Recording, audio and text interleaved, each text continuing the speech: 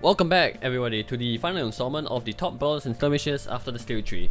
Now it's taken me some time to come up with a list of assault mechs that are actually moderately viable after skill tree, because a lot of the base agility of a lot of the mechs have dropped significantly, and as such aren't as good as they were in brawling.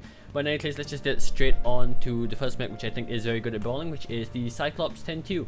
Now the Cyclops Q has the build of 6 SM6s and 1 SM4 for a 86 alpha, which is pretty impressive. But you don't want the alpha because it's really hot. Max size, well, almost a max size XL, an XL 390. Because if you want to go to an XL 400, you have to sacrifice 3.5 tons, which is basically not worth it. So an XL 390 with this, it does 70 kph, which is actually reasonably fast and packs quite a big punch. So there's that. It has 1, 2, 3, 4, 5, 6, 7 tons of ammo. Basically max armor, max structure, and all the slots filled up. You want to go for the double 2-shot, very important for brawlers as I've mentioned before, and you can have the advanced airstrike or the UAV, it's up to you. I personally would take the advanced airstrike. Now for the skill maze, we're gonna look at here. So what I've done here is I went for the double missile racking, alright? And I went for as many, I don't know, okay.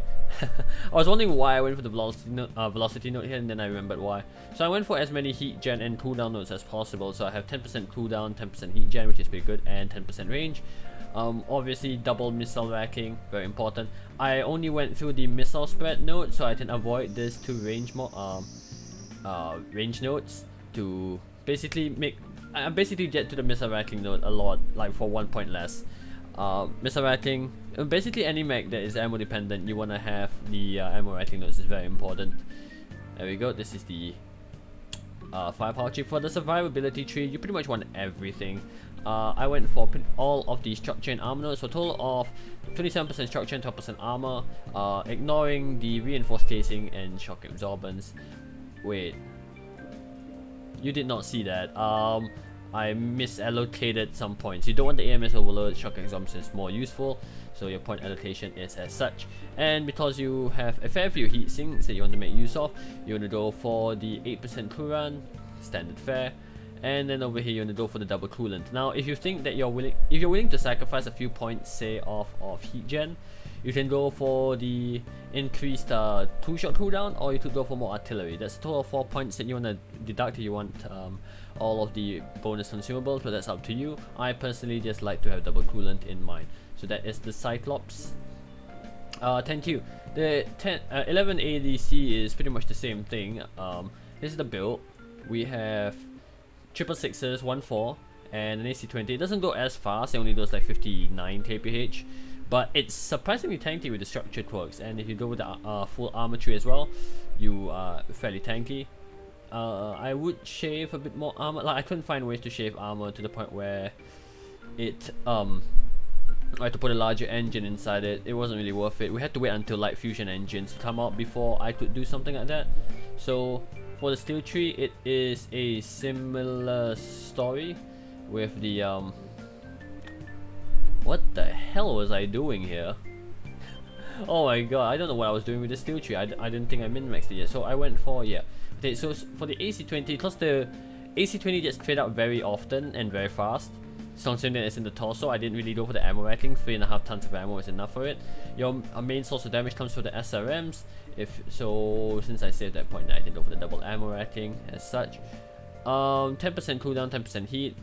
Don't really need range in this thing. Firepower is pretty much the same as the Cyclops Q, except for slight modifications here and there. For the survivability tree, I went for all of the structure armor nodes except for one structure node over here.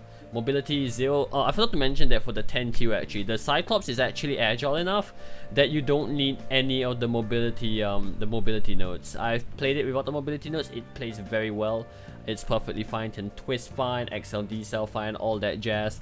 So mobility tree in the Cyclops not needed at all.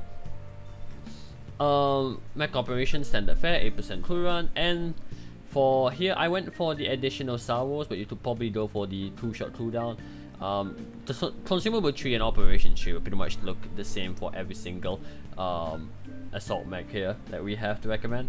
Alright, next on the list is the... Where's my Gargoyle? Hello? Oh, there it is. Gargoyle's so ugly that I couldn't find it. Alright, so for the Gargoyle, well, what else do we have to put in it? Just put 2 small pulses and call it a day. This is probably one of the best builds in the Gargoyle. You could do the 6 medium lasers and 4 small lasers, that works as well, but that's not a brawler, that's more of a multi-range skirmisher. Because you have mid-range and you have short range with the medium lasers and ER smalls. But we're not going to talk about that build right now, we're going to talk about the 2 small pulse Gargoyle. So, self-explanatory build, you need the Gargoyle DCT by the way, you can't do the 2 small pulses without the Gargoyle DCT. Has fit 2 small pulses, as many double heat sinks as you can, and share a bit of armor here and there, and bueno, you have 24 double heat sinks and 2 small pulse lasers. Standard, double 2-shot. I went for double artillery in this thing as well. So the build for it is... I didn't actually invest that much into firepower. I went for more heat gen, because this thing builds up heat quite fast, and cooldown is not really necessary in this thing. It doesn't... the small pulses have such a short cooldown that you don't really need the cooldown node. You can see a trend with the survivability tree here. You just go for a full survivability. Mobility, Gargoyle is really agile. Like with the Cyclops, don't need to invest in the mobility. Operations, same old, same old. And auxiliary, I invested into more of the artillery. Just to farm damage and stuff like that, but it's personal preference. If you find that you're space poor, you could remove these 3 points and put 3 more into firepower. It's up to you. Now the final mech that I think is a very good brawler out of the steel tree, it's actually not the Storch.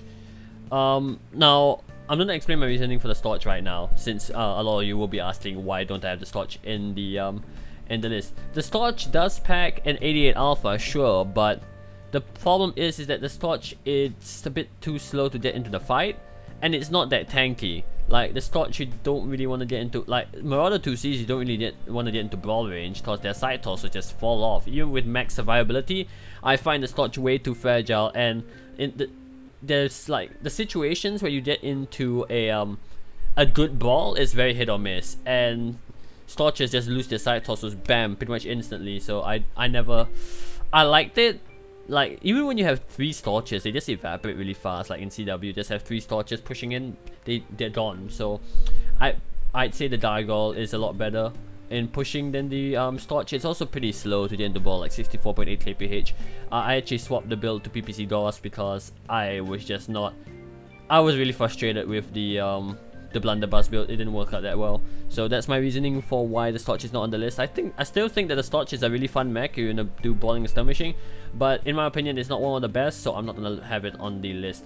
Last one I have on the list is the Victor, obviously.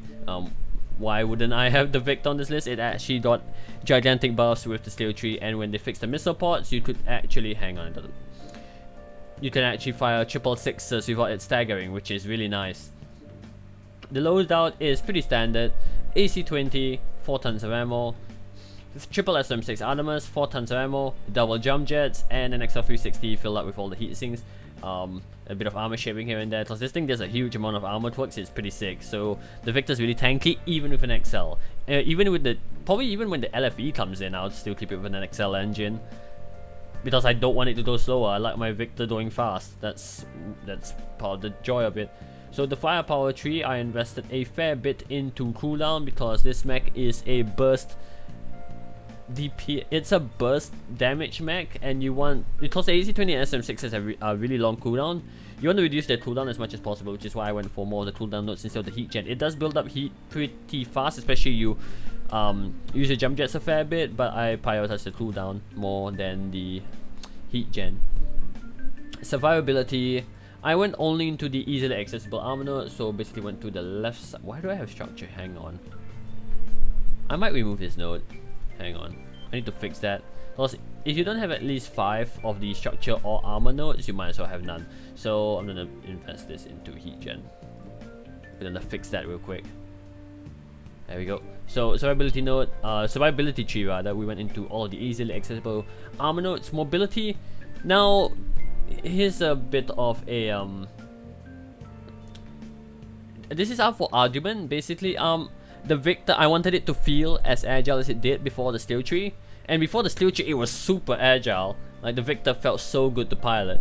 And then after the Steel Tree, I haven't tested it without the mobility tree yet. I probably should, because I could invest more into firepower and structure. But for now, this is what I have for the Victor.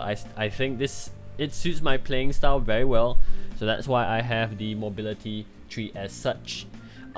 If you are fine with piloting, like if you're used to say slightly less agile mechs, then you could go without the mobility tree. It's really up to you. I wanted to invest in it because I like my Victor. It's fun. I like it being agile. That's part of the joy of it. And it's still really tanky, even though it only has the armor nodes.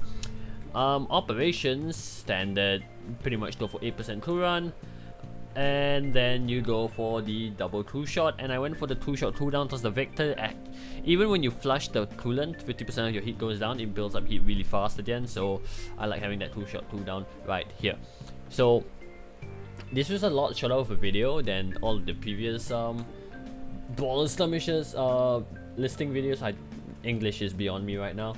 But I hope you all enjoyed. I'm sorry it took so long. Once again, like I said, I've been feeling really out of the weather, and yeah, my drive to play MechWarrior has dropped a bit, so that's why I haven't been streaming as much. But yeah, those are the list of assault mechs which I think are very good brawlers after the Steel Tree.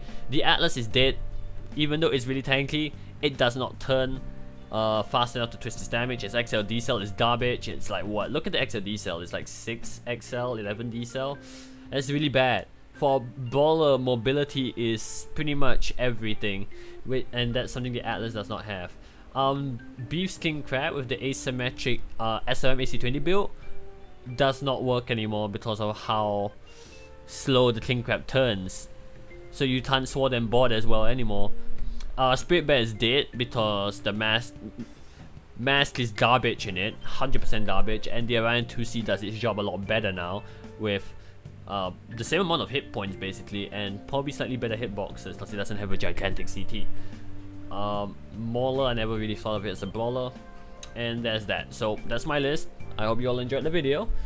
Feel free to share with your friends. Well, I say that, I sound like a fucking self-entitled bitch.